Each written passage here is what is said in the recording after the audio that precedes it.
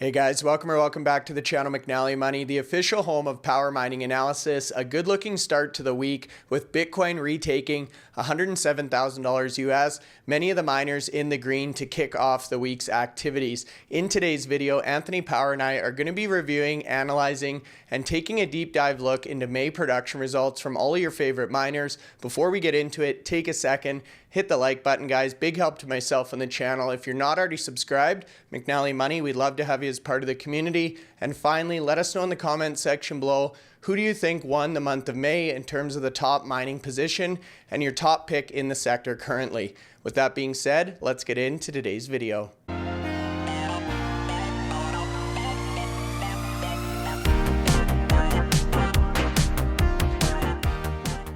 All right, guys, an optimistic start to the week here. Monday morning, Bitcoin has retaken 107,000, almost worked its way up to 108, Anthony. I was just about to refilm the intro. We're in the $107,600 range as of the time of filming. The miners obviously responding very favorably up across the board today. Yeah, Bitcoin price has had a nice increase today, and that's down to the fact there've been a couple of buys in the market. Strategy managed to purchase just over 1,000 Bitcoin to take their target now up to getting closer to 600,000 at 592,100. So purchased 10,100 today.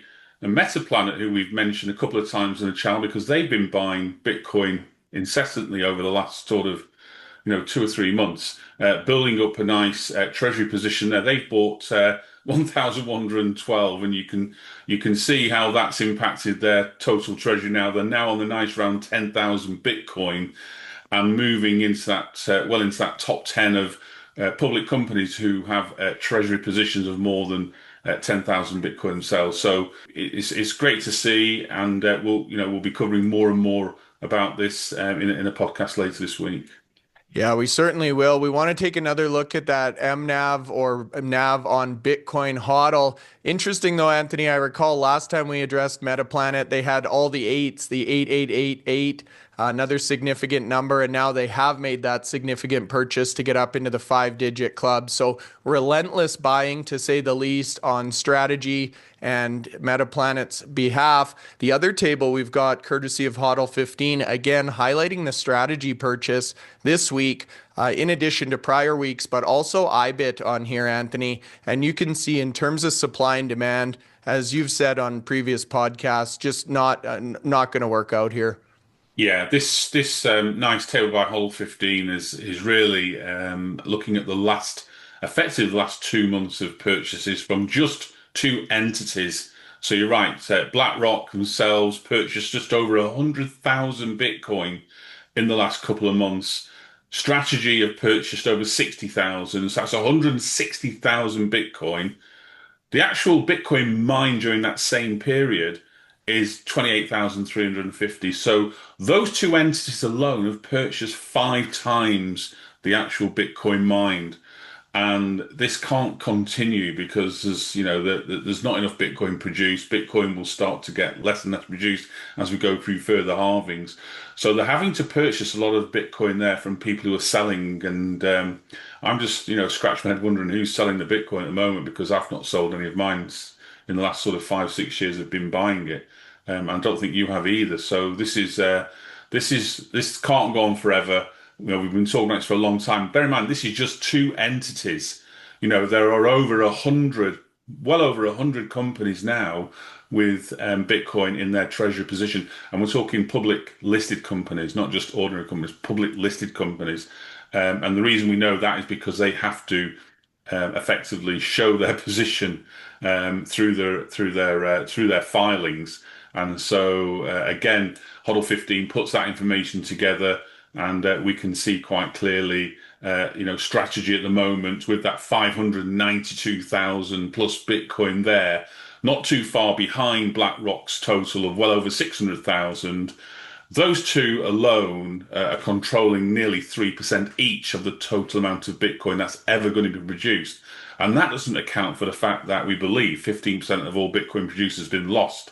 So that percentage could be even higher than that. That could be sort of like 5% of all the Bitcoin mined each at the moment. And that's available out there. So really interesting, just for two companies. Obviously, when we look at HODL 15's table, there was probably about 15, 16 companies that were increasing their position week by week. So take account of the growth in that. Also, the mining companies are mining every day, and some of their positions are growing as well. And we'll talk a little bit more on that because we've got some of the key metrics to go through from the month of May.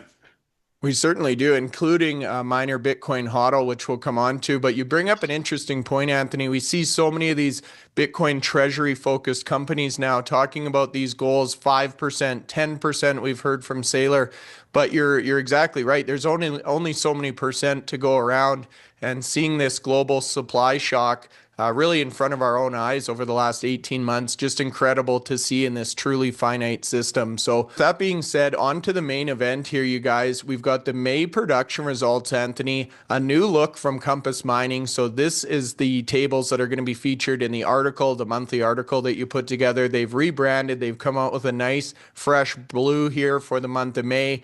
But more importantly, we wanted to get into the numbers. We had some big production reports out. We covered these in depth on the channel, but now we're able to compare and contrast all of the miners together on one chart here.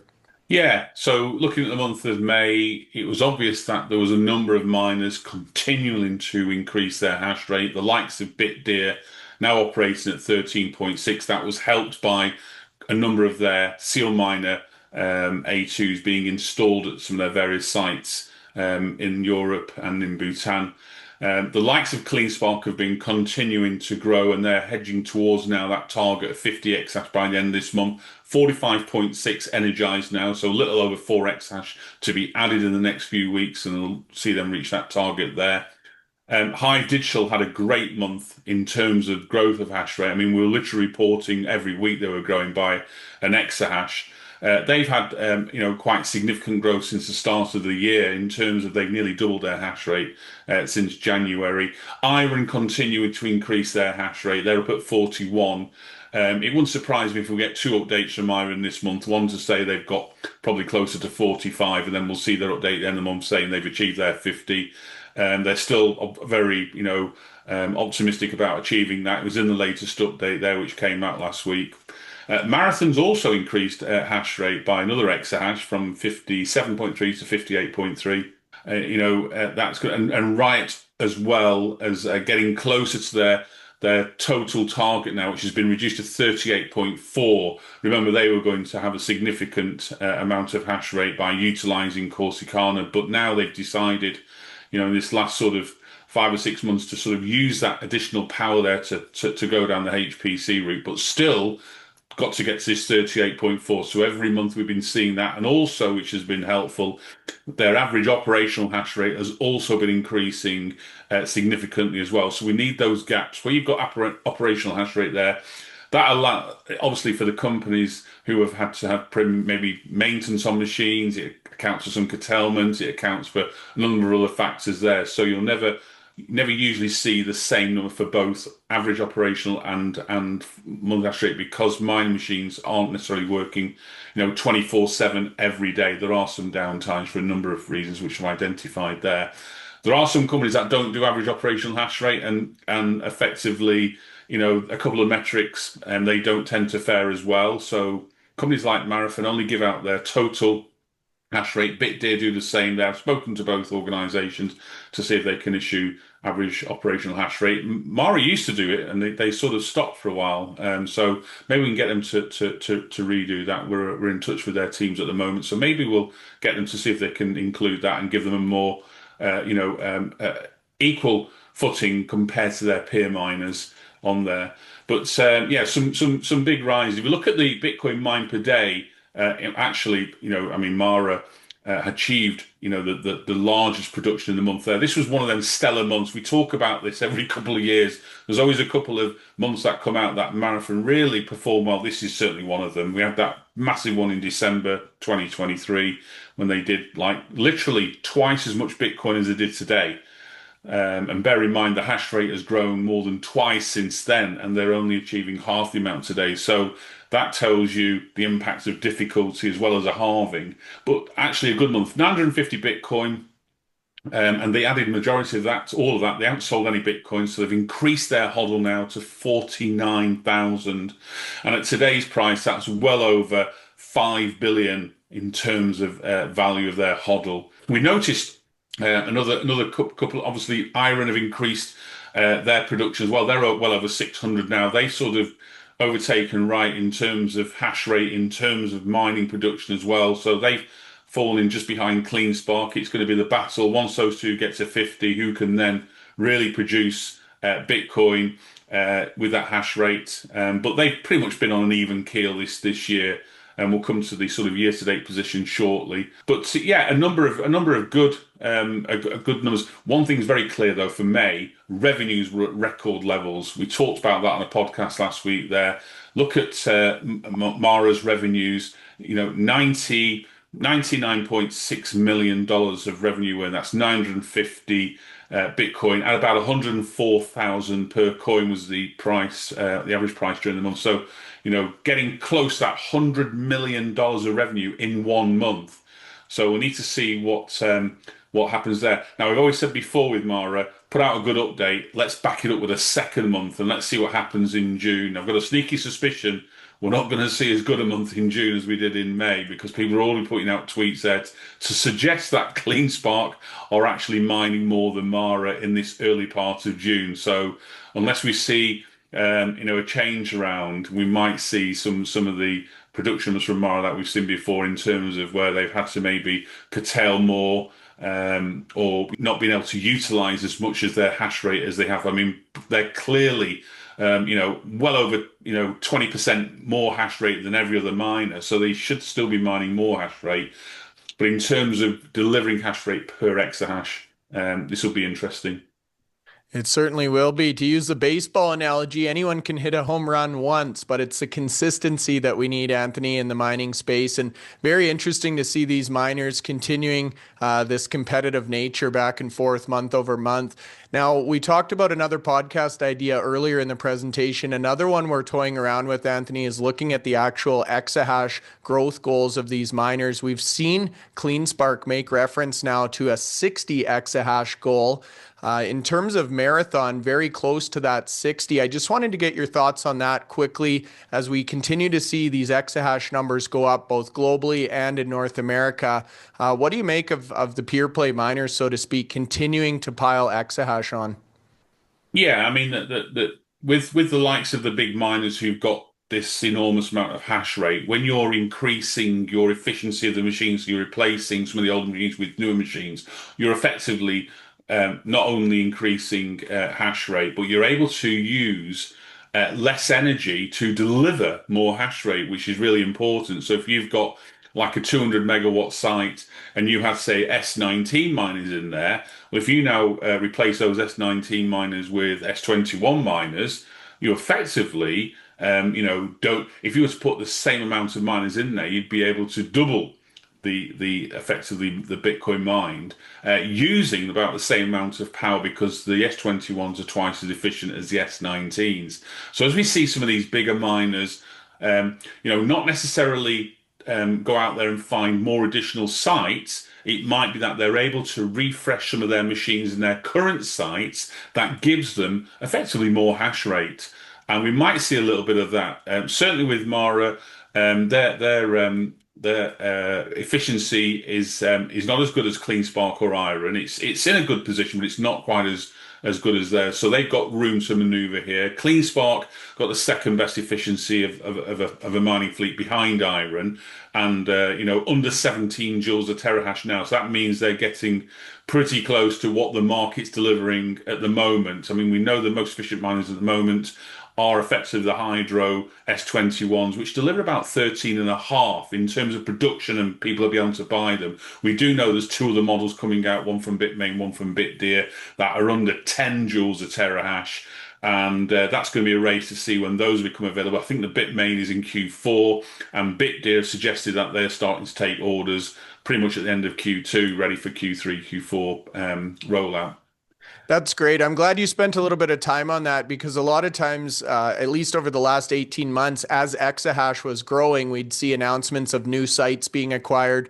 But as you say now, Anthony, they've got the portfolio. It's so much power. They can just backfill these newer machines and get those upgrades in-house, so to speak. So a great holistic view at the month of May. Now we wanted to take a deep dive into a few of the standalone metrics. Take these with a grain of salt. Never look at a standalone metric in isolation, but Anthony, in terms of Bitcoin mined by exahash by month, a very competitive race here up top with some of the biggest names in the industry duking it out for this metric. Yeah, and there really was. So, of the miners we got there, six of them were within like less than 1% of each other. And DMG, they came out as, for the month, they came out as the top miner there. Pipping Hive Digital, who we know Hive are generally in that sort of top two or top three miners on a month by month basis. They were in the top two for the last 4 years, along with Bitfarms. Bitfarms have stopped doing their monthly production numbers now, so we can't include them in the table as we don't have that information. But DMG having a great month in May, 16.4. Hive rounded up to 16.4 as well. CleanSpark and IREN neck and neck, and this is the one we want to see. This is the battle we want to see this year. There's a lot of retail investors there rooting for each of these miners. Riot and Mara also joined that group as well. So, they've learnt a little thing from the last couple of years where they've been, dragging the heels a little bit, but a great month for Mara, as they explained there. Riot have had a great year to date, not just this one month. We've talked about their production numbers. They were pretty much, really poor in the sort of when you go back 18 months ago. But this last sort of 7 or 8 months, we started to see real improvement in terms of growing that average operational hash rate closer to what they're stating as they're energized. Remember, we had Jason on the podcast a year ago saying, "Come on, Jason, where's the hash rate? You're quoting this hash rate, but you're miles away from it." And we heard the reasons why. Since then, and since our visit to Corsicana, since that new sites up and running there, the immersion cooling, less maintenance required for those machines, they've certainly upped their game. And as you can see, they're all within 1%, six miners. So, really, really good. Yeah, it certainly is to see that close of a race up top. And interesting you bring up the immersion. We've spoken with many experts saying there's not a real clear amount of data in terms of the immersion technology, immersion miners. But interesting you bring up the consistency, the efficiency point there, Anthony. It appears in the monthly productions now that Corsicana is online. The numbers do speak for themselves. I don't know how much of that we can attribute to the immersion, but definitely moving in the right direction. Now, we talked a little bit earlier about some of the Bitcoin purchases making headlines today with Metaplanet and Strategy. The next table we wanted to talk about were some Bitcoin sales in the month of May. So as you can see, a varying strategy across the board here as well. Yeah, we've got, and this is Marvin and hodling now for, last few years without really selling any Bitcoin. They've grown that stack well over 49,000 in terms of HODL, well over 5 billion in terms of value there. So they've been maintaining that strategy.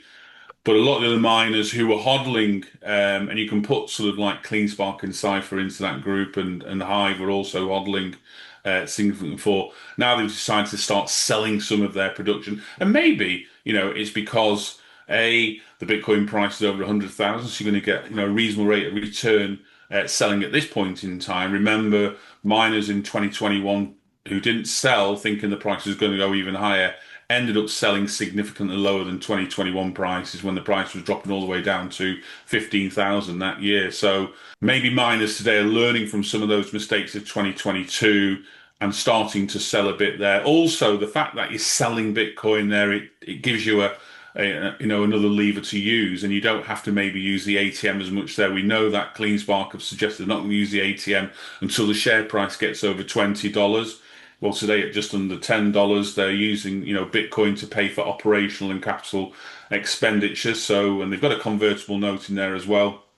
So they've used other levers to try and grow. They haven't sold any shares since November.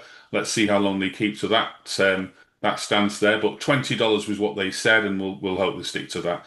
Bitdeer has started to sell a little bit as well. Bear in mind, they're going at this from a load of different fronts at the moment. They're also producing Bitcoin mining machines as well as growing their own self-mining. They even grew their hosting in the month of May as well. So as Bitcoin price gets to these levels there, hosting becomes another profitable business model. And Bitdeer have used these strategies to really deliver good returns over the last few years. So interesting there. The likes of Riot, they've made it very clear they're going to sell, their production during the month. And the llast couple of months, they've literally sold everything that's been produced. So they're maintaining that stack of Bitcoin over 19,000, I think 19,225. And that's well over $2 billion in terms of growth there. So they've got a really good treasury position to fit out that 600 megawatts at Corsicana once they've identified a suitable client. And we think that's probably going to be imminently announced this year. So hopefully we'll get news on that then. They've got the backing then to deliver that. And if they announce a big client, then they can go to the market, and I'm sure they'll get favourable terms to borrow more money to deliver that service. IREN, Soluna, they sell Bitcoin on a daily basis. DMG have got a hodl of about 350 Bitcoin. They actually sold just one Bitcoin more than their production this month, hence it's 103% there. But again, they've been reducing some debt with that by selling some of their debt they incurred. That really drawing down debt there, so that getting closer and closer again to where they used to be a few years ago, debt free with a great hodl, and have already achieved their over 2 exahash of hash rate there, aiming to get to 3 in the near future, as well as growing their HPC. Yeah, most definitely. One thing I've really learned over the last 18 months watching this sector is the difference in timing in terms of financial levers. And you've done a good job, Anthony, explaining that throughout the cycle, but it definitely feels the focus has shifted away from ATMs, where we were seeing that a lot last year, now opting in favor of selling Bitcoin to cover those operational expenses. So interesting to see the timing component in just really a short window of investing here. Now, in terms of Bitcoin HODL, Anthony, this table is definitely thinning out between companies selling off and companies that are no longer issuing the monthly production reports. We've got 6 names on the list. You can see Marathon up near 50,000 coins. We're going to do that episode about MNAV comparables in the sector, but an interesting table to say the least. Yeah, only the likes of Strategy hold more as a company in terms of public companies holding Bitcoin in the treasury. So Mara having, getting close to that 50,000 there, and they'll get to it during the month of July, I would expect. Maybe this month is too much of a stretch at the moment. If what we're hearing at the moment is led to be true in terms of their early production numbers there. I mean, 950 was a great month. Will they do that again? Let's see how they get to there. But maybe if they don't buy this month, they'll certainly achieve it in the month of July. And 50,000 will be a massive target. Bear in mind, the next miner, Riot Platforms, at 19,225, they have to grow its whole 3 times to get close to where Mara is. But still a strong amount. CleanSpark at 12,502. Bitdeer, 1351. This is at the end of the month. We know that Bitdeer are already over 1,400 during the month of June, because they announce a weekly update as well now, just to highlight what their treasury position is. And they put an announcement, I think, on Friday to highlight they've gone over 1,400. CIFR, again, they've been selling Bitcoin to pay for their costs. The Black Pearl site comes online this year, so the hash rate should go through the roof. Massive amount of hash rate, aiming to get to closer up to 35, 40 hash rate, exahash by the end of the year. And we've already mentioned about DMG, 351 in April, 350 in the month of May. So they've literally sold 1 plus their production for the month there. One miner on here is missing Hive Digital. They didn't, again, for the second month now, didn't put out their Bitcoin HODL in their update. So again, they didn't do it in April, and they sold about 1,600. So the likelihood is we'll probably see another element of selling some of that HODL to help pay for the likes of the Iguazu site in Paraguay. As they grow them sites to 25 exahash, they'll use all the levers available to them. And as I say, Bitcoin price over 100,000, good opportunity to get some good revenues in to cover those costs. Yeah, it certainly is kind of a double-pronged approach there. You're booking some good revenues and avoiding the ATM lever, which obviously the market's keen on right now. Anthony, the next table ranked by utilization. So we talked about Marathon CleanSpark pushing towards that 60 exahash target, really the two behemoths in the space. They came out on top in this metric, 86 and 84% respectively. Can you walk us through this one? Yeah, so utilization effectively, what was their actual position in terms of, operational hash rate compared to what their total energized hash rate in there. So again, you're showing that sort of gap there. Now, bear in mind, a lot of the time when you're growing hash rate, you don't just grow at the start of the month. You're growing hash rate through the month. So effectively, if you're going to install, and some of these miners have been, Hive Digital probably installed 3 or 4 exahash in a month there.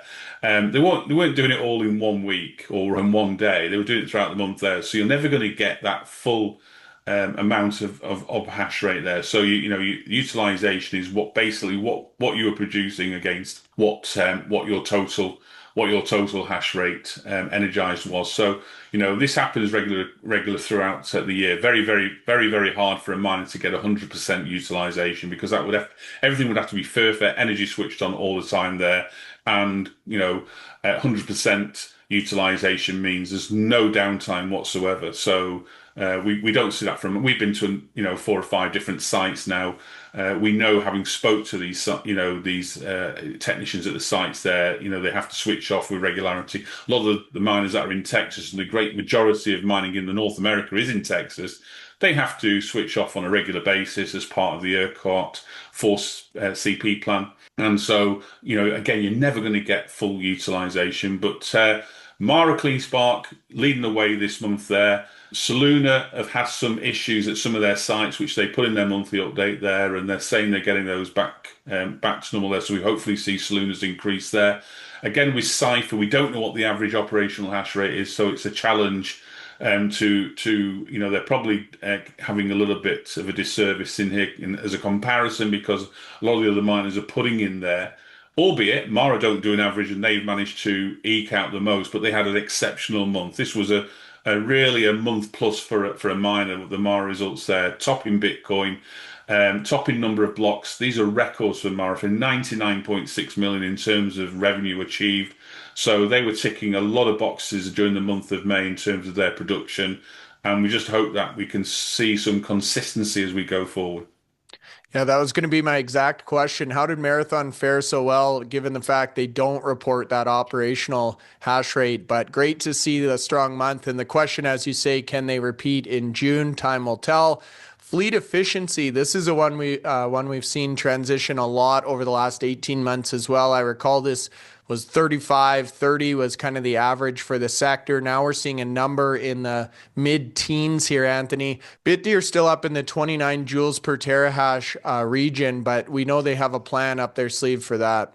Yeah, I mean, if I was, Bitdeer didn't include their efficiency on the latest update. They don't tend to put it on updates there. I've reached out to them to see if they can give me an update, because if they're installing new SealMiner A2 machines at about 16.5 joules, and they're putting in 2 or 3 exahash of that would bring that 29 down quite quickly. So I would expect that to be a lot closer to 25, for instance. Certainly if you look at the last couple of months, where they've installed about 3 or 4 more exahash, and it'll be most of their new mining machines. So that's probably not their realistic efficiency at the moment there. But the rest of them pretty much do update us. And we talked about IREN at 15. They've been at 15 for a long time there. Let's see what that is at the end of June when they get to 50. Have they managed to install any machines that are sub 15 joules a terahash at Childress to bring that even lower? But 15's as good as it gets, to be honest with you, with where we are today, especially when we're talking the size of fleet that company has. CleanSpark edging its way closer and closer, 16.7. CIFR and Mara, both under 20, so great efficiency from those two miners. That will help with energy cost. If you've got a low efficiency and a reasonably low energy price as well, you're mining Bitcoin cheaper than the rest of the gang. So that's good for them there. Hive have got down to 20 because they've been installing some of their buzz miners And they hope to get, when they install 25 exahash by the end of the year, they're hoping to get that 20 down to 17 joules a terahash. So again, installing, efficient miners, moving into a location where the power cost is lower than their average power cost around other continents that they're currently in there. So the price power in Paraguay is cheaper than what they're paying in Canada and what they're paying in Sweden at the moment. So it's a win-win for them in terms of get the efficiency down and also using more miners with that cheaper energy in Paraguay. So that's a good thing there. Riot, 21.2. That again, it might come down a little bit more towards 20 as they complete their target of getting to 38.4. Again, they've got immersion cooling there, so they'll be getting machines from MicroBT to complete any changes there. Also, let's see what they're going to do with machines at Rockdale and at the Kentucky sites there in terms of any replacements required to keep that efficiency lower there. But that just gives you a sort of a snapshot there. Most of those miners will be mining, Bitcoin far cheaper than, a lot of miners on the network. They talk about average joules a terahash, it's around about 35. So if you look at that table there, all these miners, and if you suggest Bitdeer is probably closer to 25 than 29, most of these are 20, 30% more efficient than what a lot of miners on the actual global hash rate are achieving at the moment. So really good for those. But IREN leading the way, closely followed by CleanSpark. Yeah, great to see those efficiency numbers continuing to drop. Now, we've talked about a lot of data here, Anthony. In summary, looking back on the month of May, what were the main takeaways? Yeah, I mean, for me, obviously, it was Mara's month this month. Great month. In terms of production by exahash, 6 mining companies effectively produced the same numbers. And actually, in theory, it should be like that. If you've got hash rate on, you're all achieving the same amount of production per exahash. That should be the way it is. It shouldn't come as a surprise. But what we do see is we do see some of the miners are able to utilize better settings to achieve more Bitcoin. And so, therefore, it comes down to those minor margins. And we saw DMG's margin was slightly higher than Hive's, and Hive was slightly higher than the other fours there. So what does that mean for the month end table? Well, it means that IREN are still holding that first position, but it's so close. If you look at the average for the first 5 months of the year, you have 4 miners with effectively the same average, 16.7. You have DMG in 5th place at 16.6 there. And so you can see that this year's table is significantly close. We talked about CIFR mining and Mara not producing average hash rates, nor do Bitdeer and Soluna. And there's probably a reason why they're probably at the sort of low end there. If they were doing the average, it would probably get them closer up there. The top 5 certainly are doing this. And as you can see, that's giving them effectively the same, pretty much about the same numbers. Look at the month by month there. You can see, IREN and Riot literally matching each other month by month. That's why they're in first and second place there.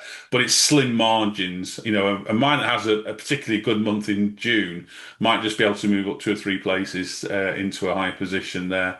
But it shows consistency. And that's what we want to see with the miners. We want to see them producing, the Bitcoin that they should be producing each month. And month of May was a good month for pretty much all the miners. Yeah, it was for sure. The Battle of the Titans. And you think about how many specific machines, the differences in software and settings, as you say, Anthony. Very interesting to try and get that maximum performance out of your fleet. With that being said, you guys, let us know in the comment section below, who do you think won the month of May, so to speak, in terms of overall performance, your top pick in the sector. Make sure you guys hit the like button. Feel free to subscribe, and we'll see you back here tomorrow.